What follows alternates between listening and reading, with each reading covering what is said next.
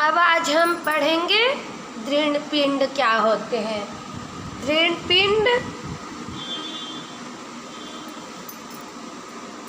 उन वस्तुओं को कहते हैं, उन वस्तुओं को कहते हैं, दृढ़ पिंड उन वस्तुओं को कहते हैं जिन पर बाह्य बल लगाने पर, जिन पर बाह्य बल लगाने पर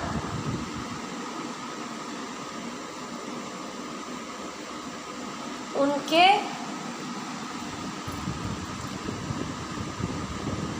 आकार या आयतन में कोई परिवर्तन नहीं होता। ठीक है। दृढ़ पिंड अनेक कणों का समूह होता है। ठीक है। तथा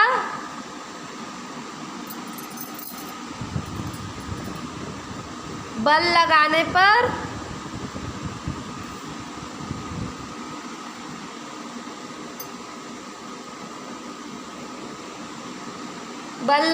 पर भी कणों की आपेक्षिक स्थिति में कोई परिवर्तन नहीं होता है। ठीक है। मतलब कि यदि इस पर बाह्य बल लगाया जाता है तो दो कणों के बीच की दूरी जो है अपरिवर्तित रहती है ना। गति के दौरान दृढ़ पिंड के आकार और आयतन में कोई परिवर्तन नहीं होता है ना। वैसे तो इस ब्रह्मांड में कोई भी दृढ़ पिंड नहीं है ना। फिर भी प्रायोगिक कार्य के लिए ठोस वस्तुओं को हम दृढ़ पिंड मान लेते हैं, है ना। और दृढ़ पिंड को हम सामान्य बोलचाल की भाषा में क्या बोलते हैं? केवल पिंड या वस्तु कह देते हैं। ठीक है।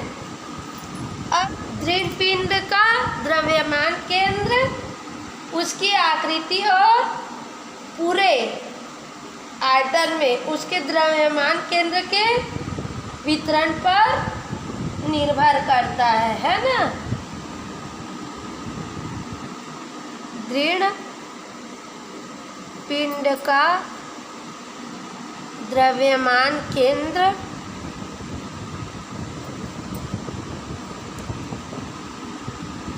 उसकी आकृति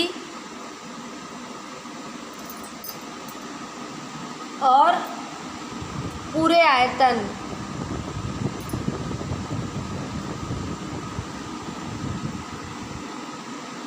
में उसके द्रव्यमान के वितरण पर निर्भर करता है। ठीक है। सामान्यतः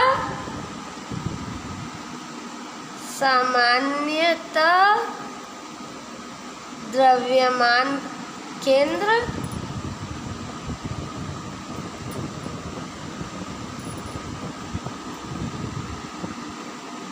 पिंड के अंदर स्थित होता है। ठीक है। किंतु यह आवश्यक नहीं कि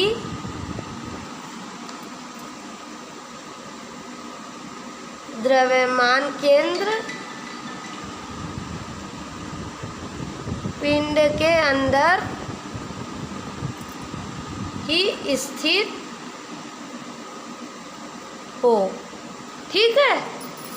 उदाहरण के लिए वृत्तीय वलय, इसका द्रव्यमान केंद्र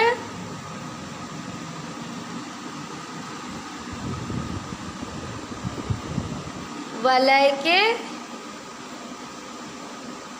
केंद्र में होता है। ठीक है। वलय के केंद्र में उपस्थित होता है, जहाँ द्रव्यमान उपस्थित नहीं होता। सममिताकार आकृति वाले दृढ़ पिंडों का द्रव्यमान केंद्र सामान्यतः उनके ज्यामितीय केंद्र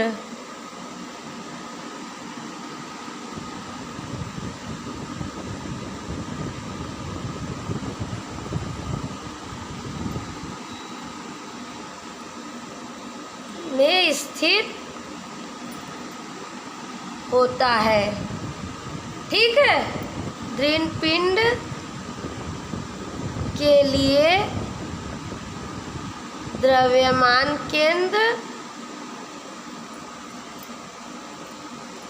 एक निश्चित बिंदु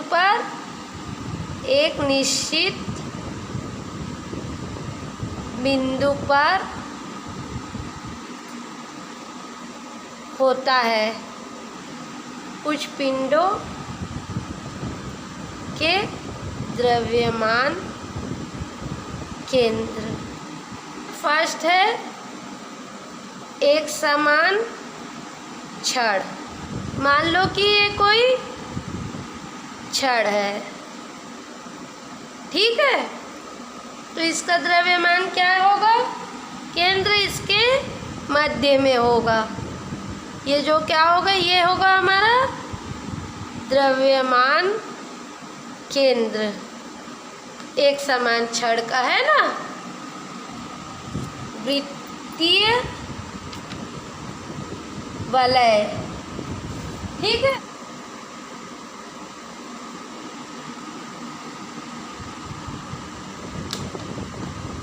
मान लो ये वृत्तीय वलय है ना।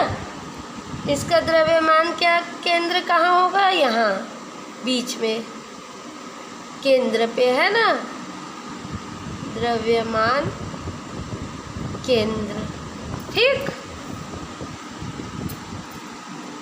थर्ड है हमारा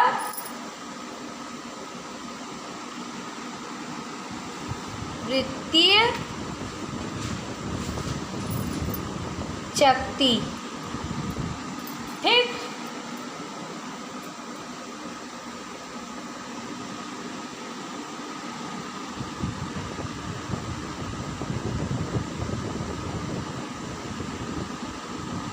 ये हमारी वृत्तीय चकती है।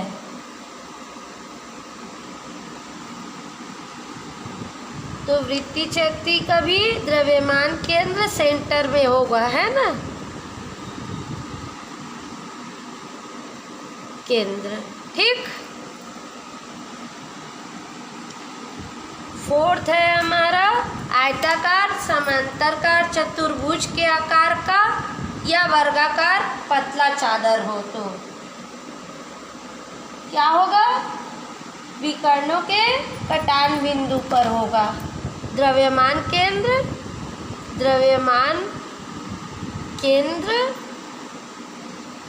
विकर्णों के कटान बिंदु पर होगा। कैसे होगा? मान लो ये इस प्रकार है, कोई है ना आयताकार या चतुर्भुजाकार चादर, है ना। तो उसका जो कटान बिंदु होगा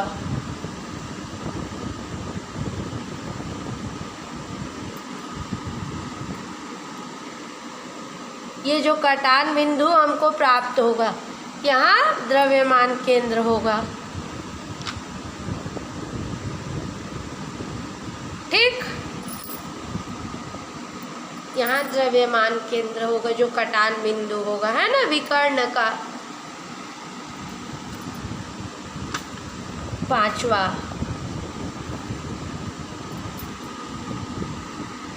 त्रिभुजाकार पतला चादर। अब कोई त्रिभुजाकार पतला चादर है तो उसका कटान बिंदु कहाँ होगा? माध्यिकाओं के कटान बिंदु पर। माध्यिकाओं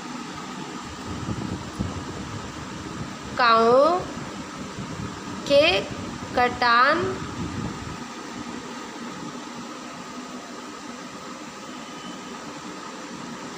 बिंदु पर द्रव्यमान केंद्र होगा। ठीक है, मान लो ये त्रिभुजाकार चादर है, तो इनका द्रव्यमान केंद्र कहाँ होगा? इनकी माध्यिकाओं के कटान बिंदु पर।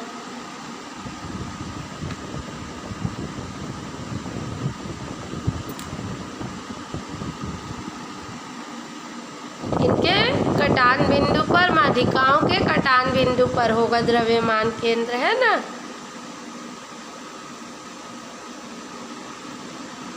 ठीक, बेलनाकार छड़।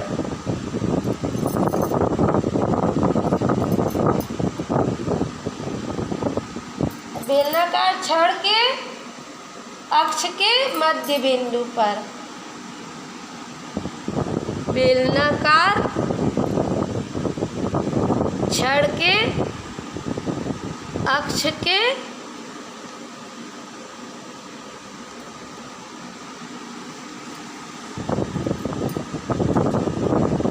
मध्य बिंदु पर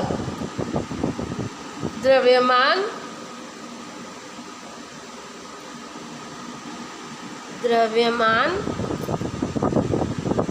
केंद्र होगा।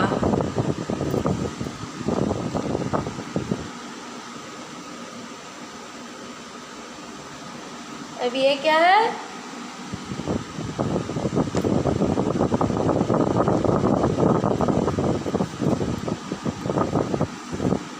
बेलनाकार वस्तु है ना, तो इसका द्रव्यमान केंद्र क्या होगा?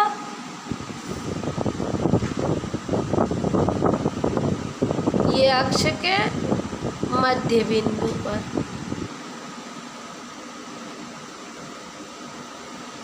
द्रव्यमान केंद्र।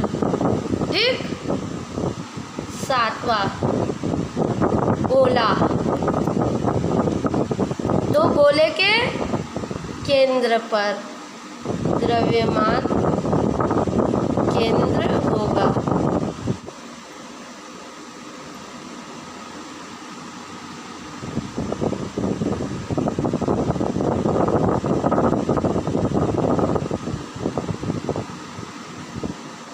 तो इसके मध्य बिंदु में द्रव्यमान केंद्र होगा। अब आठवां है हमारा शंकु। तो शीर्ष को आधार के केंद्र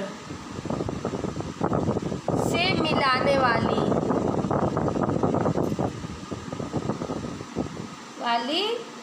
रेखा पर, आधार से रेखा पर, आधार से कुल लंबाई की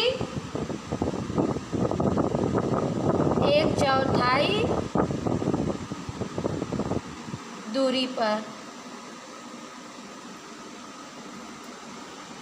मान लो एक शंकु है ना ये,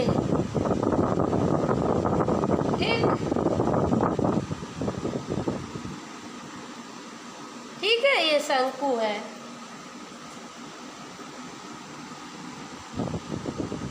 अब ये आधार है ना, उससे की कुल लंबाई, ये क्या है, कुल लंबाई, ठीक। ये आधार से शंकु की कुल लंबाई की 1/4 दूरी, मतलब ये 4/4 है, 1 2 3 4, तो इसकी 1/4 दूरी पर, है ना।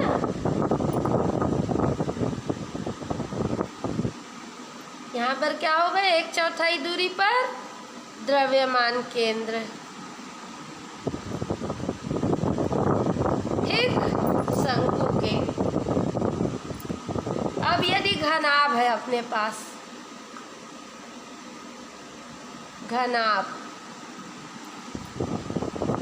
या घन, तो क्या होगा, विकर्णों के कटान बिंदु पर द्रव्यमान केंद्र मिलेगा। विकर्णों के कटान बिंदु पर द्रव्यमान केंद्र मिलेगा, ठीक है।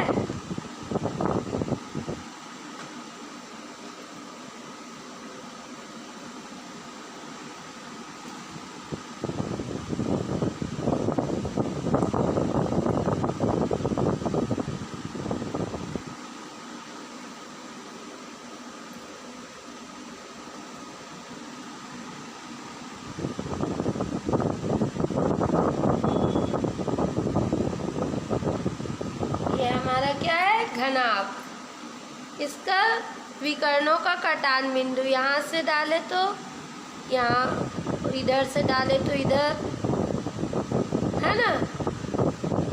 तो इसका जो कटान बिंदु आएगा यहाँ, तो ये कटान बिंदु पर हमको द्रव्यमान केंद्र मिलेगा।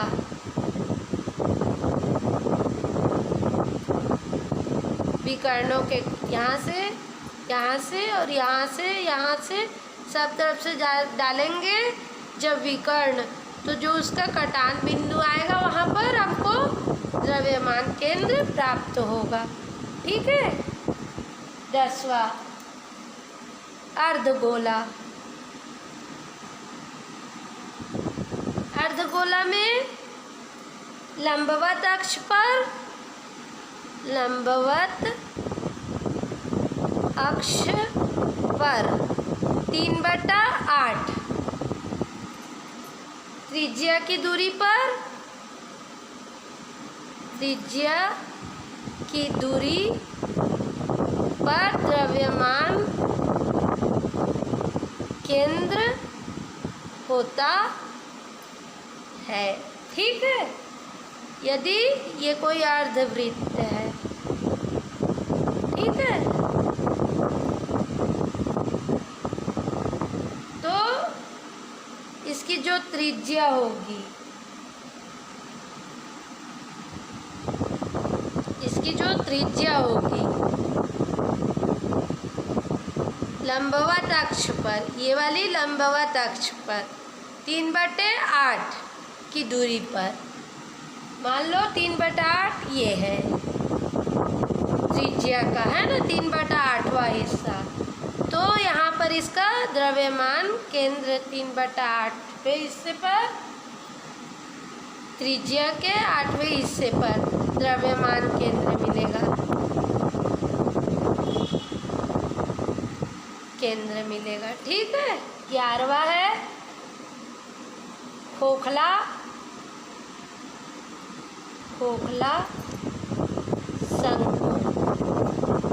तो खोखले शंकु के अक्ष पर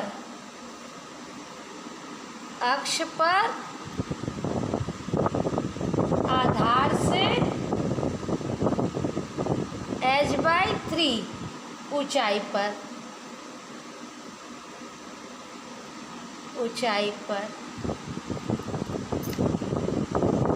ठीक है।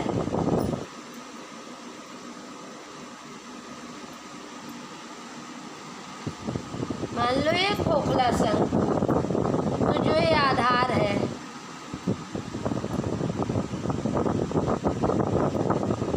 से h/3 ऊंचाई तीसरे हिस्से में है ना, पर द्रव्यमान केंद्र मिलेगा।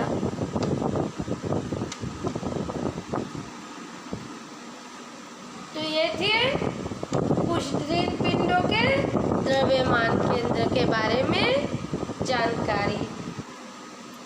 यदि किसी पिंड का कोई नियमित ज्यामिति आकृति नहीं है तो उसका द्रव्यमान केंद्र नहीं जान सकते हैं, ठीक है। तो ऐसी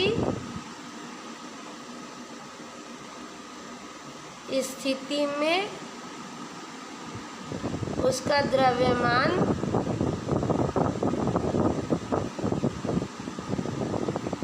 केंद्र ज्ञात करना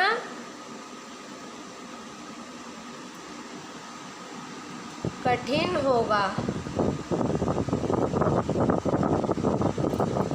इसे अन्य विधियों से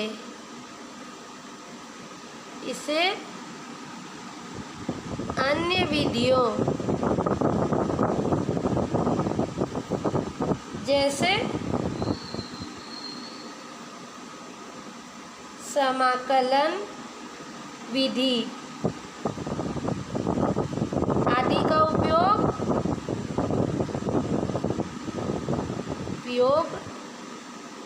कर ज्ञात करेंगे।